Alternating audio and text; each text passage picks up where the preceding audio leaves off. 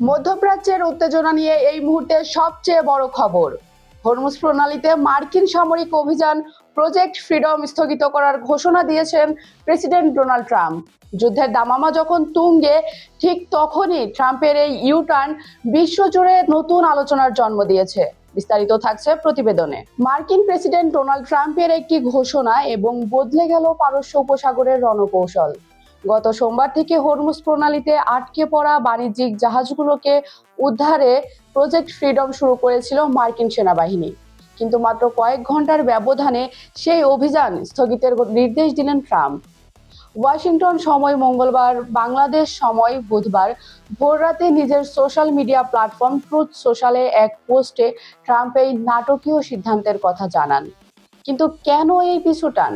ট্রাম্পের দাবি, ইরানের সাথে আলোচনায় অভাবনীয় অগ্রগতি হয়েছে। ট্রাম্প তার বার্তায় উল্লেখ করেন, পাকিস্তান সহ বন্ধুপ্রতিম বেশ কয়েকটি দেশের অনুরোধ এবং ইরানের সঙ্গে একটি চূড়ান্ত চুক্তির উজ্জ্বল সম্ভাবনা তৈরি হওয়ায় তিনি এই সিদ্ধান্ত নিয়েছেন। তিনি আরো জানান, চুক্তিটি স্বাক্ষর করা সম্ভব কিনা তা যাচাই করতেই সামরিক অভিযান আপাতত স্থগিত রাখা হয়েছে। গত ৩ মে মেরিল্যান্ডের জয়েন্ট বেস অ্যান্ড্রুজে নামার পর ট্রাম্পকে বেশ আত্মবিশ্বাসী দেখাচ্ছিল।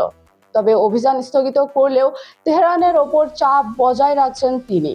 ট্রাম্প স্পষ্ট করে দিয়েছেন যে প্রজেক্ট ফ্রিডম স্থগিত হলেও ইরানের বন্দরগুলোতে মার্কিন নৌ অবরোধ আগের মতোই কঠোরভাবে কার্যকর থাকবে। উল্লেখ্য, সোমবার যখন মার্কিন বাহিনী হরমুজে প্রবেশ করতে চায়, তখন ইরান একে যুদ্ধবিরতি লঙ্ঘন বলে আখ্যা দিয়েছিল এবং কড়া প্রতিরোধের ঘোষণা দিয়েছিল। দুই পরাশক্তির এই মুখোমুখি অবস্থানে বিশ্বজুড়ে তেলের বাজারে অস্থিরতা এবং যুদ্ধের আশঙ্কা দেখা দিয়েছিল। এখন প্রশ্ন হচ্ছে, ট্রাম্পের এই চুক্তি কি সত্যিই মধ্যপ্রাচ্যে শান্তি ফেরাবে, নাকি এটি কৌশলগত কোনো চাল? পাকিস্তান এই মধ্যস্থতায় কতটা ভূমিকা রাখলো তা এখন দেখার বিষয়। তবে আপাতত বিশ্ববাসী স্বস্তির নিঃশ্বাস ফেলছে যে হরমুজ প্রণালীতে বড় কোনো সংঘাত এড়ানো সম্ভব হয়েছে। এই খবরটি নিয়ে আপনার মতামত কি? ট্রাম্পের এই সিদ্ধান্ত কি সঠিক?